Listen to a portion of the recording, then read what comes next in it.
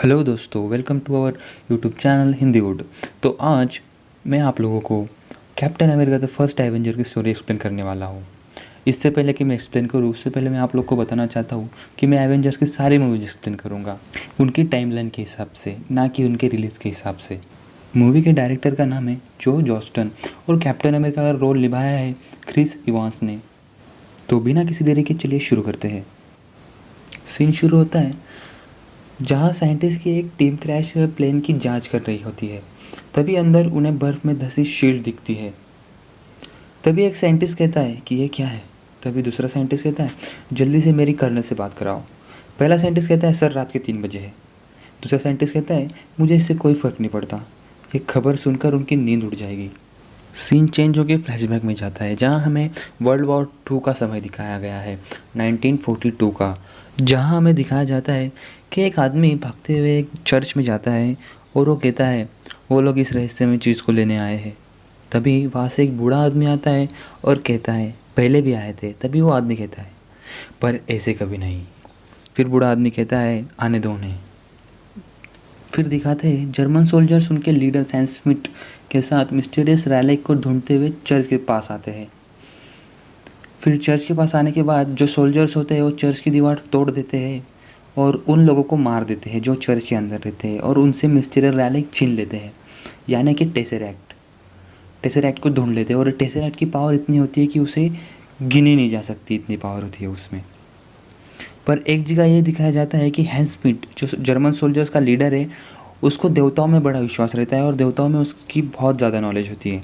और उसे पता होता है कि ओडिन जो देवता है और ये जो टेसरैक्ट है उनके ख़जाने का एक मूल्यवान रत्न है।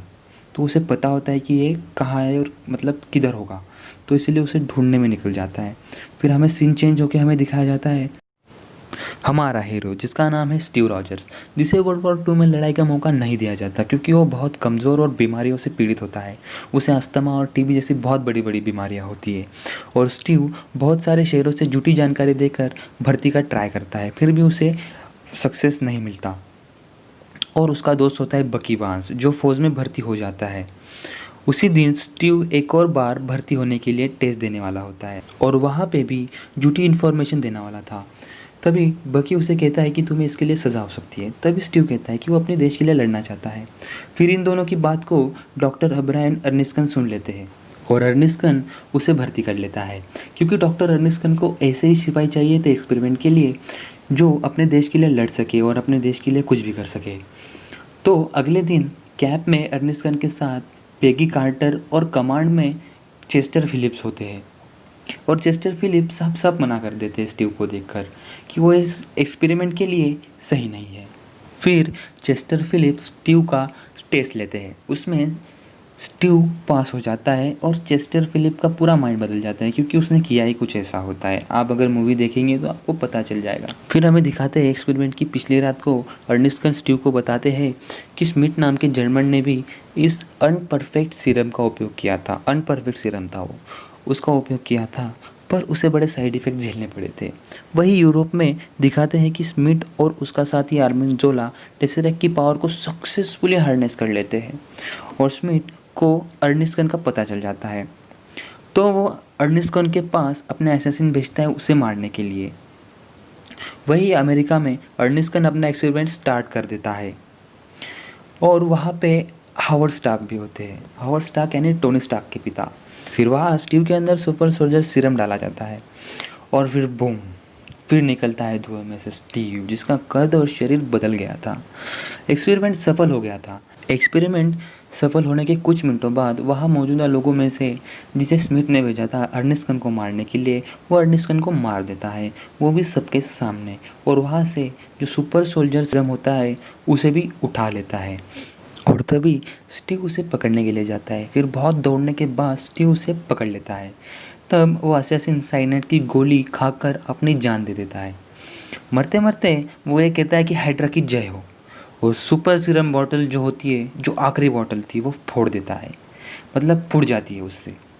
फिर दिखाते हैं कि अर्निस्कन के मरने के बाद और सीरम का लास्ट सैंपल नष्ट होने के बाद यूएस गवर्नमेंट स्टीव जैसे और सैनिक नहीं बना सकती, तो वो स्टीव को सोशल फिगर यानी कि कैप्टन अमेरिका के नाम से प्रमोट करते हैं, ताकि वॉर में जो सोल्जर्स रिक्रूट होंगे उनको प्रमोट कर सके, यानी उनको प्रोत्साहन दे सके।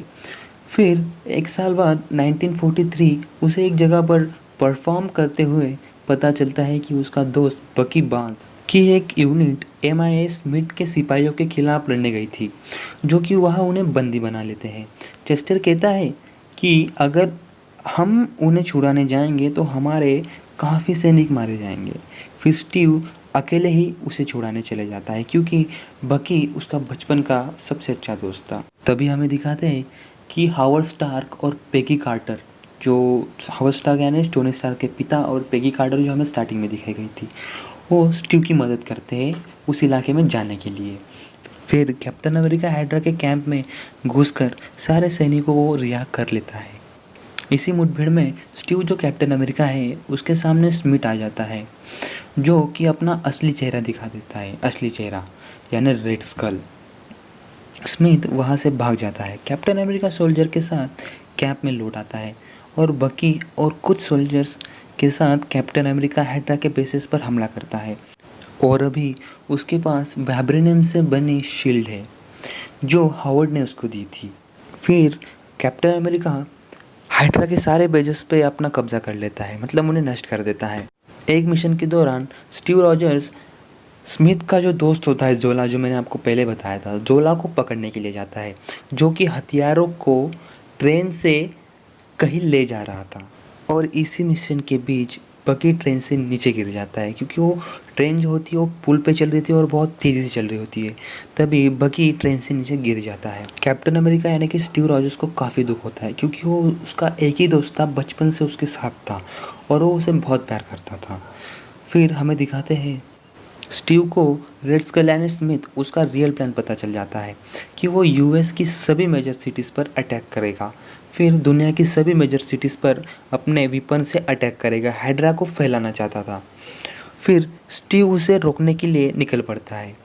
फिर वो पेगी को किस कर स्मिथ के प्लेन पे चढ़ जाता है, और प्लेन पे बहुत सारे एक्शन होता है, बहुत ही सारा। और इसी मुठभेड़ में जो टेसेराइट का होल्डर होता है, जो प्लेन में ही होता है, वो टूट जाता है। तभी स्मिथ उस टेसेराइट को अपने हाथ में पकड़ लेता है। फिर दिखाया जाता है कि तभी टेसेराइट से बहुत सारी तेज़ रोशनी निकलती है और एक काइंड ऑफ उसको श्राप मिलता है, किसको, रेड स्कल को एक काइंड ऑफ श्राप मिलता है, क्योंकि उसने उसे पकड़ लिया था और वो सीधे पृथ्वी से गायब होकर दूसरे ग्रह पर चले जाता है। तभी दिखाते हैं कि टेसेराइट प्लेन से नीचे गिर गया है। फिर स्टीव कहता है मैं कैप्टन रॉजर्स बोल रहा हूँ, क्या कोई सुन सकता है? पेगी बोलती है स्टीव क्या है तुम हो? स्टीव कहता है स्मिथ मर चुका है। पेगी उससे पूछती है शिप का क्या हाल है? स्टीव कहता है कि यह समझना थोड़ा मुश्किल है। पेगी उससे अपना लोकेशन मांगती है ताकि स्टीव के लिए लैंडिंग की जगह ढूंढ सके। स्टीव कहता है प्लेन लैंड नहीं कर सकता, पर मैं इसे क्रैश कर सकता हूँ। पेगी कहती है मैं स्टार्क से कहती हूँ। स्टीव कहता है उतना वक्त नहीं है, ये तेज़ी से न्यूयॉर्क की ओर बढ़ रहा है। फिर स्टीव कहता है मुझे इसे गिराना होगा, क्योंकि अभी मैं वीराने में हूँ, आसपास लोग नहीं हैं। और स्टीव कहता है पेगी ये मेरा फैसला है। और फिर पेगी का फ़ोटो अपने सामने रखकर प्लेन को नीचे ले जाता है। स्टीव पेगी से पूछता है पेगी? पेगी कहती है हाँ बोलो मैं यही हूँ। स्टीव पूछता है तुम्हें अपने डांस का वादा तो याद है ना? पेगी रोते हुए कहती है हाँ याद है। एक हफ्ते बाद अगले सैटरडे स्टॉक क्लब में स्टीव प्लेन से नीचे गिर रहा होता है और पेगी से कहता है हाँ मैं पहुंच जाऊंगा। पेगी कहती है ठीक 8 बजे, अगर तुमने इंतज़ार करवाया तो मुझसे बुरा कोई नहीं होगा। स्टीव कहता है मुझे तो डांस करना नहीं आता। पेगी कहती है मैं तुम्हें सिखा दूंगी, तुम बस आ जाना। स्टीव कहता है हम ऑर्केस्ट्रा वाले से धीमा म्यूज़िक बजाएंगे, क्योंकि मुझे तुम। स्टीव की आवाज़ कट जाती है, प्लेन क्रैश हो जाता है। पेगी स्टीव को पुकारती रहती है। फिर दिखाते हैं कि जंग खत्म हो गई है, सब खुश हैं। फिर जो सर्च टीम होती है हावर्ड के साथ स्टीव को ढूंढ रहे होते हैं। तभी उन्हें टेसेराइट मिलता है। खोजकर्ता हावर्ड से कहते हैं कि पता नहीं जहाज़ कहाँ गिरा होगा। हावर्ड कहता है कि बस ढूंढते रहो। दूसरे सीन में दिखाते हैं कि पेगी स्टीव के फ़ोटो को देख के उसे याद कर रही होती है। फिर सीन प्रेजेंट में आता है। और जैसे कि स्टार्ट में दिखाया गया था कि कुछ साइंटिस्ट क्रैश्ड प्लेन को देख रहे होते हैं और लास्ट में हमें स्टीव 1940 के स्टाइल वाले रूम में दिखाया जाता है, मगर उसे पता चलता है कि कुछ गड़बड़ है, तो वो उस रूम से भागता है और जो खुद को न्यूयॉर्क के टाइम स्क्वायर में पाता है। फिर निक फ्यूरी उसे बताता है कि पिछले 70 सालों से तुम बर्फ़ में सो रहे थे। फिर स्टोरी यहीं पे एंड होती है और हमें दिखाया जाता है एवेंजर्स की एक नई मूवी का ट्रेलर पोस्ट क्रेडिट सीन में। तो आपको अच्छा लगा होगा मेरा एक्सप्लेनेशन। मेरी ये पहली वीडियो थी इसलिए थोड़ा गड़बड़ है, बाकी आप मेरे को बताइए आपको कैसी लगी। मैं और इम्प्रूव करूँगा मेरे ऑडियो को और जो मेरी एक्सप्लेनेशन है उसको और इम्प्रूव करूँगा। Thank you, goodbye guys.